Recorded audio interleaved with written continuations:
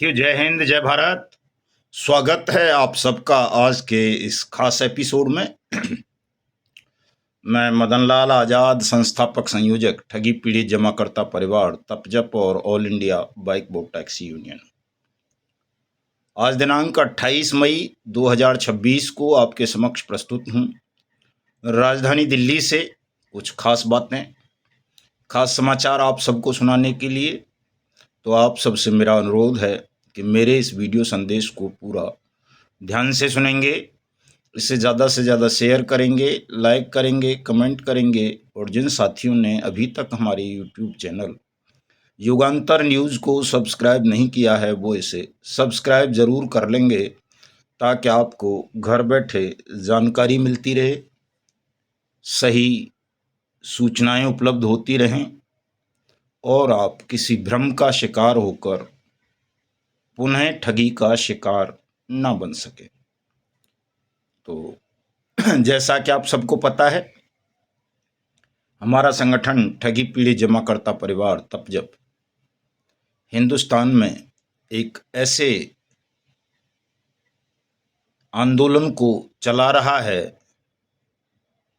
जो हजारों साल से हिंदुस्तान में जिस समस्या पर किसी ने काम ही नहीं किया, न किसी नेता ने, न संगठन ने, न किसी धर्माचार्य ने, न किसी सांस्कृतिक संगठन ने, न किसी पॉलिटिकल पार्टी ने, न किसी एनजीओ ने, ठगी पीड़ितों के भुगतान का मुद्दा।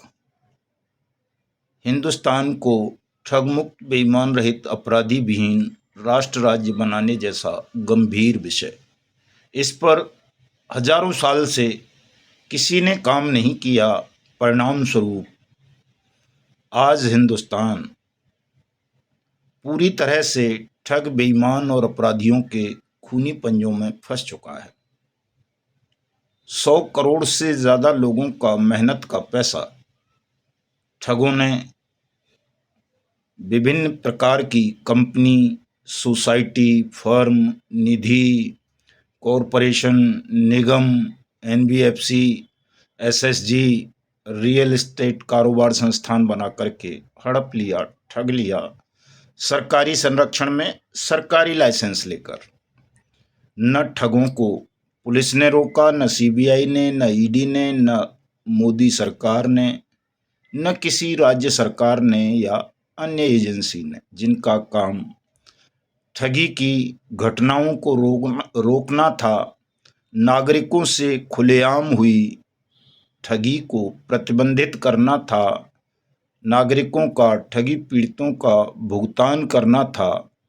ये काम हमारे देश की किसी भी सरकारी, गैर सरकारी एजेंसी ने नहीं किया, जिस वजह से ठग सरकारी संरक्षण पाकर खुलेआम देश के 100 करोड़ से ज़्यादा नागरिकों को ठगने में सफल हुए। जब बहुतायत में लोगों ने आत्महत्याएं करनी शुरू की तो इंटरनेशनल स्तर पर मामला उछला। चूंकि हजारों सैनिकों ने आत्महत्या कर ली ठगी प्रकरणों का शिकार बन जाने के कारण, कई सांसदों ने, विधायकों ने, मिनिस्टर्स ने, गवर्नर ने, आईपीएस ने, आईएएस ने, जजेस ने, पत्रकार ने, वकीलों ने, पुलिस कर्मचारियों ने, यहाँ तक कि कई वैज्ञानिक भी ठगी प्रकरणों का शिकार हुए, डॉक्टर्स और इंजीनियर्स भी। किसान और मजदूरों की तो कोई गिनती नहीं है। 2 करोड़ से ज़्यादा लोग इन कंपनीज में बतौर एजेंट काम करते थे, जो पोंजी स्कीम्स चलाती थीं, एमएलएम या नेटवर्किंग का कारोबार करके जनता को ठगने का, लूटने का काम करती थी। उन 2 करोड़ में से 5 लाख लोगों ने अपने जीवन को बलिदान कर दिया, आत्महत्याएं कर लीं, चूंकि उन्होंने जब निवेश कराया था अपने रिश्तेदारों का, परिचितों का, तो ये कहा था हमारी गारंटी है आपके जमा धन की वापसी की। लेकिन कंपनीज, सोसाइटीज वगैरह बंद हो गईं, सरकार ने बंद कर दी, पीआईडी एक्ट्स बना के बर्ड्स एक्ट बना के, सेबी एक्ट बना के, ईडी एक्ट बना के लोगों का पैसा डूब गया। जब लोगों का पैसा फंसा तो उन्होंने अपने ही परिचित या रिश्तेदार एजेंट्स पर दबाव बनाना शुरू किया कि तुमने गारंटी ली थी हमारा पैसा वापस कराने की, तो अब तुम दो हमारा पैसा। कैसे दे, कहाँ से दे? हजारों लाखों लोगों का पैसा है। प्रयास भी किया खैर बहुत सारे एजेंट साथियों ने, और तमाम प्रयासों के बावजूद भी अपनी पैतृक संपत्तियां बेचने के बाद और चीज़ें बेचने के बाद भी वो भुगतान नहीं कर सके, और दबंग निवेशकों का दबाव खत्म नहीं हुआ तो उन्होंने आत्महत्या की। ऐसे 5 लाख लोग थे। हजारों ऐसे भी थे जो सरकारी ऑफिसर या कर्मचारी थे या व्यापारी थे जिन्होंने जीवन भर मेहनत की और अपने भविष्य को सुरक्षित करने के लिए उन्होंने अपने जीवन भर की पूरी कमाई, ईपीएफ, पीएफ, पेंशन एंशन सब कुछ और बैंकों से कर्जा तक लेकर के इन कंपनीज में निवेश कर दिया। उनका सब कुछ डूब गया तो उन्होंने भी दर्दनाक तरीकों से आत्महत्याएं कर लीं। बहुत सेंसिटिव मामला है, गंभीर किस्म का विषय है। ऐसे ऐसे 80-80, 90-90 साल के बुजुर्ग हैं जो बेचारे बिस्तर से उठ फिर नहीं सकते, चल फिर नहीं सकते। उनके जीवन भर की पूंजी डूब चुकी है। खास तौर से आदर्श, नवजीवन, संजीवनी, सहारा की multi state credit cooperative societies और पीएसीएल पल्स में, इसमें करोड़ों बुजुर्गों का पैसा डूबा है और उनको भी उनका पैसा शासन ने वापस नहीं किया। बहुत गंभीर विषय है साथियों, लेकिन इस पर कहीं कोई चर्चा नहीं होती, शासन कोई कार्रवाई नहीं करता। इतनी आत्महत्याएं, अंतर्राष्ट्रीय स्तर पर शोर, सेना में खलबली, चूंकि 2 लाख ऑन ड्यूटी सैनिक भी ठगी प्रकरणों का शिकार बने। Bike boat, hello taxi, top ride, science city और नेक्सा एवरग्रीन जैसे मामलों में जो सारे के सारे मामले वर्तमान प्रधानमंत्री नरेंद्र मोदी से जुड़े हुए हैं। उस खलबली के बाद संसद ने इंटरनेशनल दबाव में आरबीआई की रिकमेंडेशन पर, संसदीय समितियों की संस्तुति पर एक कानून बनाया भुगतान की गारंटी, कहते हुए कि अगर किसी का पैसा किसी अनरेगुलेटेड स्कीम में डूब जाएगा या रेगुलेटेड होते हुए भी डूब जाएगा तो सरकार उनकी जमा राशि का यानी मूलधन, ब्याज सहित प्लस जितना उनका नुकसान हुआ है वो 2 से 3 गुना जुर्माना वसूल कर उनको वापस करेगा। सक्षम और सहायक सक्षम अधिकारियों के माध्यम से आवेदन लेकर 180 दिन में।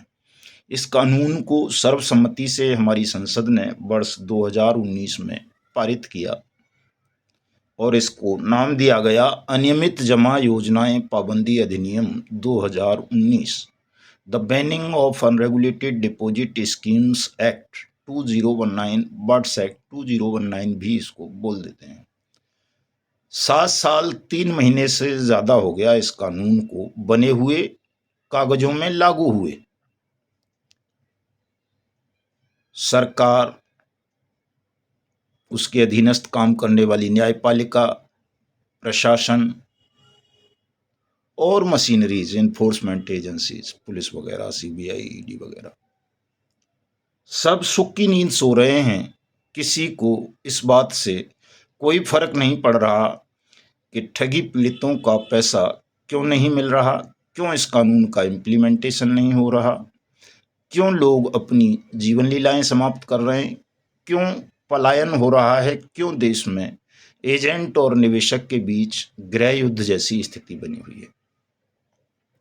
बड़े भयावह हालात हैं साथियों। हम खुद 3 साल से ज्यादा हो गया, चौथा साल अब हो जाएगा अगस्त में। मिशन भुगतान भारत यात्रा कार्यक्रम हमने आरंभ किया था वर्ष 2022 में।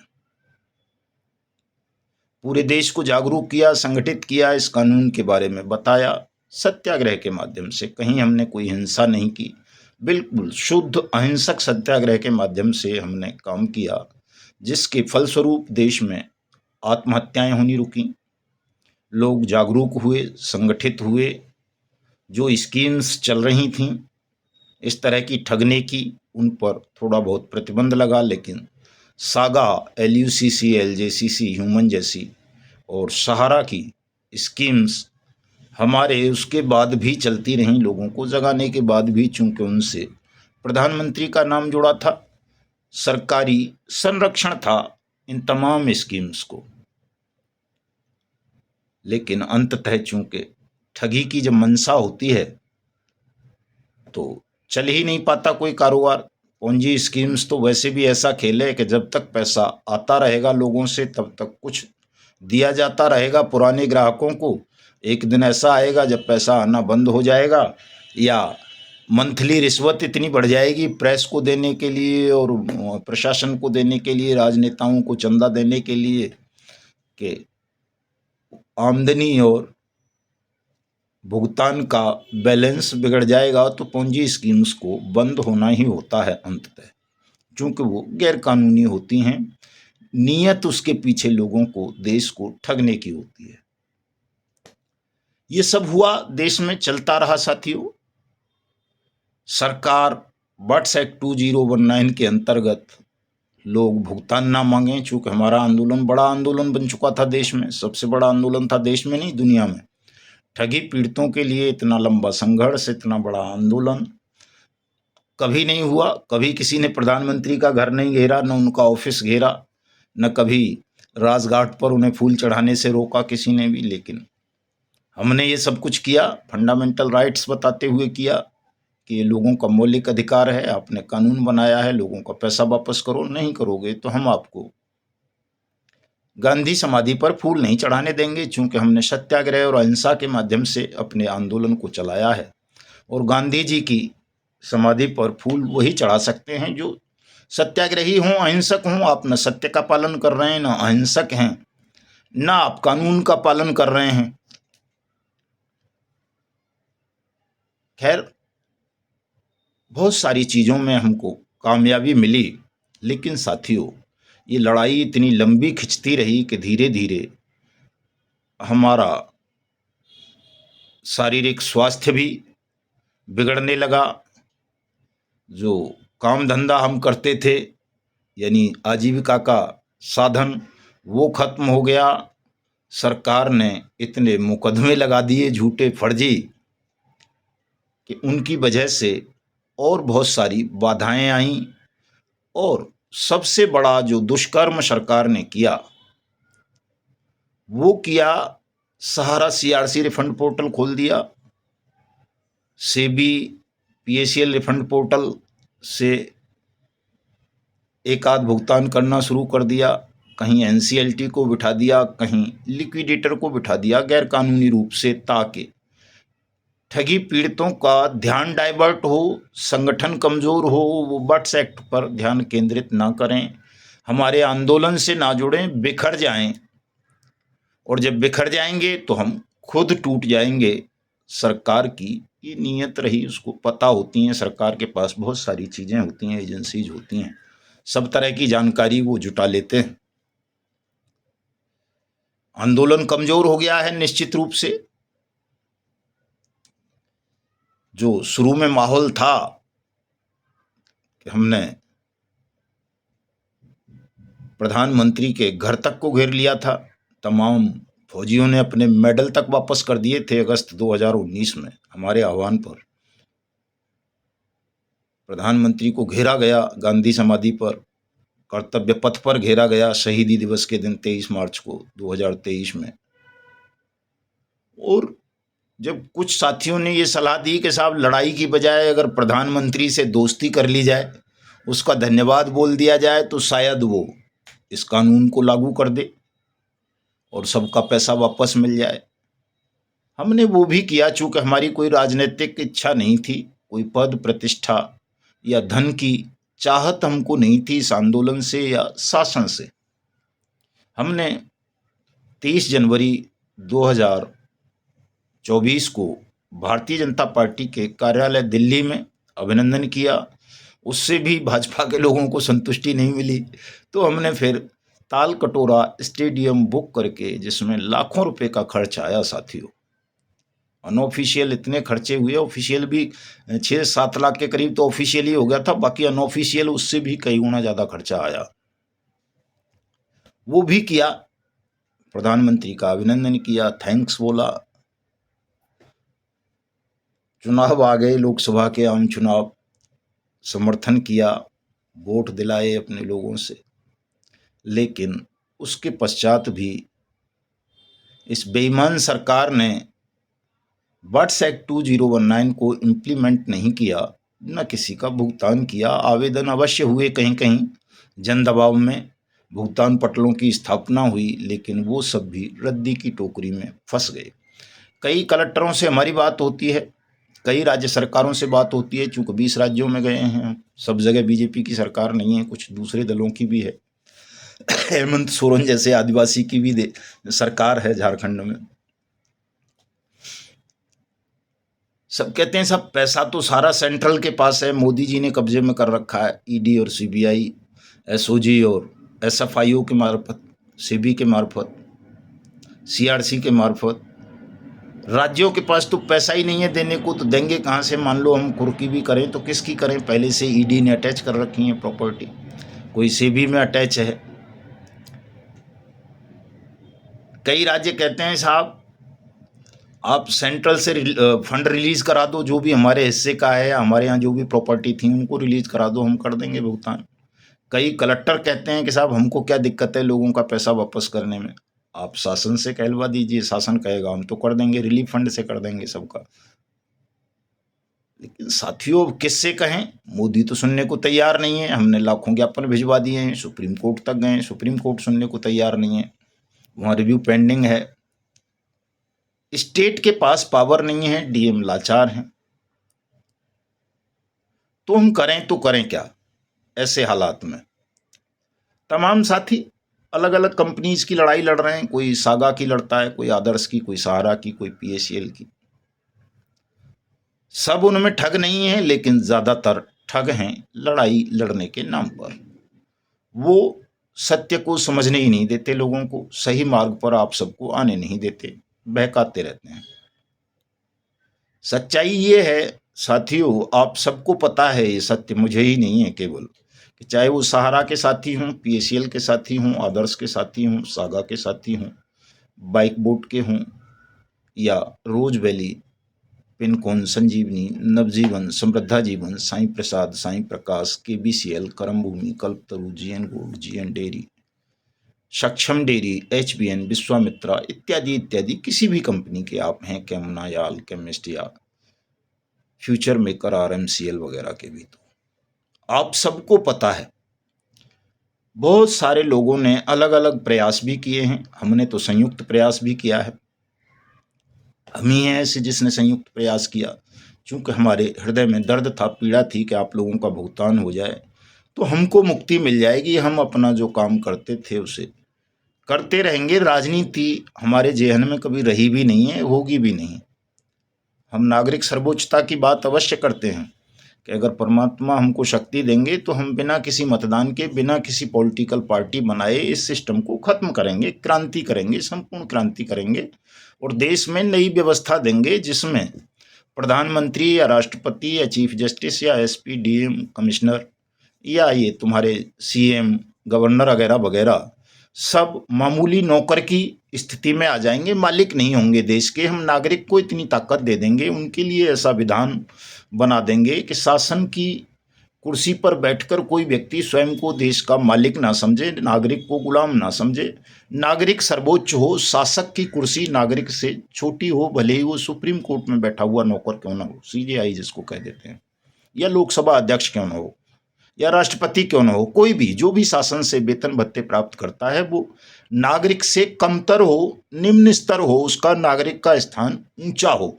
खास तौर से उन नागरिकों का जो शोषित हैं, पीड़ित हैं, वंचित हैं, निर्दोष हैं और जबरन उनको साजिशन गुलाम बनाया जा रहा है या तोड़ा फोड़ा जा रहा है। ये इच्छा हमारी जरूर है और नारायण कभी शक्ति देंगे तो ऐसा हम करके भी दिखाएंगे कि नागरिक को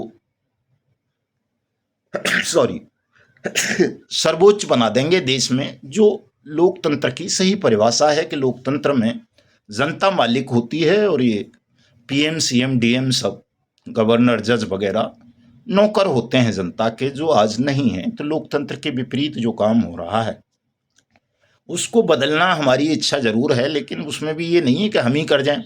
हम एक बुनियाद अवश्य डाल देना चाहते हैं, वो पड़ चुकी है, तो हम रहें ना रहें, लेकिन अन्य राष्ट्रभक्त जो हमारे बाद आए वो हमारी इस मुहिम को आगे बढ़ाएं और हिंदुस्तान के जीवन में वो दिन आए जब यहाँ का नागरिक अपने आप को आर्थिक रूप से, राजनीतिक रूप से, वैचारिक रूप से, धार्मिक रूप से, सामाजिक रूप से स्वतंत्र महसूस करे, आज़ाद महसूस करे और वो जवाब तलब कर सके प्रधानमंत्री से भी, राष्ट्रपति से भी, सीजेआई से भी, सीएम से भी, गवर्नर से भी, डीएम और एसपी से भी। और उसका जवाब देने के लिए प्रत्येक नौकरशाह या शासक विवश हो, जो उसको जवाब ना दे उसको वो बिना किसी मतदान के, बिना किसी ट्रायल के हटा सकें नागरिक। ऐसा शक्तिशाली नागरिक समाज हम हिंदुस्तान में बनाना चाहते हैं, बनाएंगे भी, इसमें कोई संदेह भी नहीं है।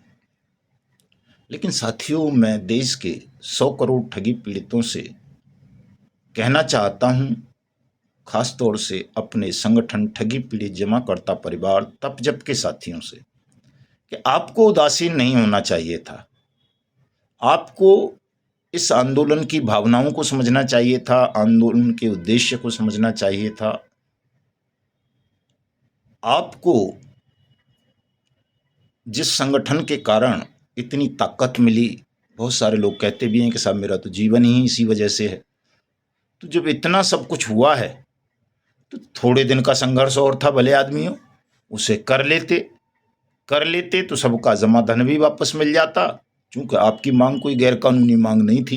अगर गैरकानूनी होती तो अब तक ये क्रूर शासन आपके संगठन को खत्म कर चुका होता, सीधे सीधे खुलेआम जैसे बाकियों को करता है। आपको खुलेआम नहीं कर पाया ना कुछ भी, आपके खिलाफ षड्यंत्र रचे, उसने साजिश रची। खुला संघर्ष कभी शासन ने आपके साथ नहीं किया। क्यों नहीं किया? चूंकि शासन को पता है कि आपका रास्ता सत्य का, न्याय का, कानून का मार्ग है और शासन का रास्ता गलत है। शासन अन्याय कर रहा है नागरिकों के साथ, ठगी पीड़ितों के साथ। इसलिए शासन की इतनी हिम्मत नहीं हो सकी कि वो सीधे सीधे आपके संगठन को तोड़ सके, आप पर प्रहार कर सके। तो इस ताकत को समझना चाहिए हमारे संगठन के साथियों को कि सच में हमारे अंदर बहुत ज़्यादा ताकत है, हमारे संगठन में ताकत है, हमारे रास्ते में ताकत है और हमको कोई हरा नहीं सकता। इस बात को भी समझना चाहिए सबको। तो जो आप टूट गए हो, उदासीन हो गए हो, अलग अलग जो संघर्ष कर रहे हो, लड़ रहे हो, आपको ऐसा लगता है कि साहब मेरे ज़िले में हो जाए, मेरी तहसील में हो जाए, मेरे राज्य में हो जाए, ये संभव नहीं है साथियों। चूंकि सत्ता में शैतान है और शैतान को पता है कि कहीं एक तहसील या जिले में भी कर दिया भुगतान वाट्स एक्ट 2019 के तहत, तो पूरे देश में भुगतान का ज्वालामुखी फट जाएगा, विस्फोट हो जाएगा, सबका करना पड़ेगा। इसलिए शासन कभी भी आपका भुगतान जैसा आप चाहते हो वैसे नहीं करेगा। हाँ, तब तो कर सकता है जब आप सब संगठित होकर एक बार इतना तगड़ा हल्ला बोल कर दो मोदी के खिलाफ, किसी राज्य सरकार के खिलाफ नहीं, मोदी के खिलाफ। सीधे संसद घेर लो या राष्ट्रपति भवन घेर लो या सुप्रीम कोर्ट घेर लो या पूरी दिल्ली को घेर लो, या फिर कहीं बैठ के कोई ऐसा असहयोग सत्याग्रह आंदोलन चला दो जिसके सामने मोदी को विवश होना पड़े, झुकना पड़े, तो आपका भुगतान बट्स एक्ट 2019 के तहत हो सकता है। कोई कलेक्टर, कोई सीएम, कोई डीएम, डीसी चाहकर भी आपका पैसा नहीं दे सकता। वहां अपनी ऊर्जा नष्ट करना, पूरी ऊर्जा की बात कर रहा हूं, क्षणिक ऊर्जा तो लगानी चाहिए वहां ताकि जागरूकता बनी रहे, जनमत पैदा हो। सत्याग्रह का मूल उद्देश्य जनमत पैदा करना होता है। लेकिन अगर पूरी की पूरी ऊर्जा आप किसी एक जिले में या एक राज्य में झोंक दोगे अपनी, तो फिर जो केंद्रीय आंदोलन है आपका, राष्ट्रीय आंदोलन है, वो कमजोर होगा। और जब राष्ट्रीय आंदोलन कमजोर होगा तो आप तो किस खेत की मूली हो, फिर किसी की नहीं। आपकी कौन सुनेगा? कलेक्टर को पावर नहीं है, चीफ मिनिस्टर को पावर नहीं है, किसी स्टेट के गवर्नर को, कमिश्नर को पावर नहीं है, तो आप तो बेवजह खत्म हो जाएंगे, लोगों का नुकसान कर देंगे, जो भी आपके जिले या राज्य के निवेशक हैं। तो मेरा अनुरोध ये है साथियों, हम 5 लाख लोग इकट्ठे नहीं कर सकते, इस बात को शासन भी जानता है, हम भी जानते हैं। चूंकि हमारे पास उतने संसाधन नहीं है, उतनी ताकत नहीं है, उतना धन भी नहीं है। चूंकि ये दुनिया धन से संचालित है, संसाधनों से संचालित है। अगर आपके पास धन है, संसाधन है, प्रोफेशनल खरीद लो, 2 दिन में आप वो कर सकते हो जो 200 साल में भी नहीं होता। ये आप देख रहे हो, चाहे कॉकरोच जनता पार्टी के रूप में देख लो, या और बहुत सारे आंदोलन हुए हैं देश में, जन लोकपाल आंदोलन अन्ना का, उसको देख लो, या किसानों का आंदोलन देख लो, या पिछले दिनों पर्यावरण बचाओ आंदोलन हुआ देख लो, या और दुनिया भर के आंदोलन देश भर में चलते रहते हैं। या अभी पिछले दिनों मजदूरों का आंदोलन देख लो। कोई भी आंदोलन बिना धन के, बिना संसाधनों के, बिना प्रोफेशनल्स के, बिना समर्पण के कभी सफल नहीं होता। जनमत तो पैदा हो जाता है अगर आपके पास संसाधन है, तो लाखों करोड़ों लोग ऐसे आपसे जुड़ जाते हैं जिनके हित आपके आंदोलन से जुड़े होते हैं। अगर आपके पास संसाधन नहीं है तो पता ही नहीं पड़ेगी। अन्यथा 100 करोड़ ठगी पीड़ित हैं देश में, अगर उन 100 करोड़ ठगी पीड़ितों को पता चल जाए कि कोई बट्स एक्ट 2019 है जो उनके भुगतान की गारंटी देता है, और उस कानून को सरकार क्रियान्वित नहीं कर रही है, और सरकार के विरुद्ध इसी वजह से ठगी पीड़ित जमाकर्ता परिवार तप जप आंदोलन कर रहा है, सरकार की खिलाफत कर रहा है, सुप्रीम कोर्ट में लड़ रहा है, तो 100 करोड़ नहीं तो 10 करोड़ लोग अवश्य आपके साथ जुड़ जाएंगे। 1 करोड़ तो जुड़ ही जाएंगे, 1% तो मान ही लो। 1 करोड़ लोग अगर आपके साथ जुड़ जाएं तो 1-2 लाख जमीन पर भी उतार सकते हो। क्योंकि 10-1 हज़ार तो अभी भी उतार देते ही हैं, हम कई बार उतारे हैं। अगर 1 लाख लोग उतर जाएं जमीन पर, तो आपको लगता है मोदी आपकी बात नहीं सुनेगा, आपका भुगतान नहीं होगा? कर देगा, हो जाएगा, 100% हो जाएगा। लेकिन हम वो कर नहीं पा रहे, संसाधनों के अभाव में, धन के अभाव में, और अपनी साथियों की नासमझी के कारण। चूंकि उनकी समझ में ये बात आती नहीं है, सब जल्दबाजी का शिकार हैं, सब अपने अपने तरीके से लड़ाई को लड़ना चाहते हैं। मैं अब आपसे अनुरोध करना चाहता हूं साथियों, मैंने बता दिया है मेरी कोई आकांक्षा नहीं है। जिसकी ईश्वर से मुलाकात हो, जिसे ईश्वर मिल गया हो, उसे मलमूत्र के समान लगते हैं राष्ट्रपति, प्रधानमंत्री, सीजेआई वगैरह वगैरह, सीएम, पीएम, डीएम, सांसद, विधायक। ये सब मेरी दृष्टि में उन पदों की मलमूत्र से ज़्यादा कोई इज्जत नहीं है, सम्मान नहीं है कि मैं उनको प्राप्त करने के लिए झूठ बोलूं, किसी के साथ कोई जुल्म करूं, ठगी करूं, अन्याय करूं। मेरी इच्छा केवल इतनी सी है कि जो मैंने वचन दिया है, कानून ने जो वचन दिया है कि सबका भुगतान बट्स एक्ट 2019 के अंतर्गत होना चाहिए, वो हो। 5 लाख लोग हम नहीं जुटा पाएंगे, चूंकि उतनी शक्ति हमारे पास नहीं है, और आप इस सत्य को समझोगे नहीं, इसमें सहयोग करोगे नहीं। करो देते तो जुट जाते, 5 लाख क्या 5 करोड़ भी जुट सकते थे। तो साथियों, 10 जून 2026 योगेश्वर भगवान श्री कृष्ण की लीला स्थली वृंदावन। योगेश्वर भगवान श्री कृष्ण दुनिया में पहले व्यक्ति हुए हैं जिन्होंने ठगों का सर्वनाश कर दिया था।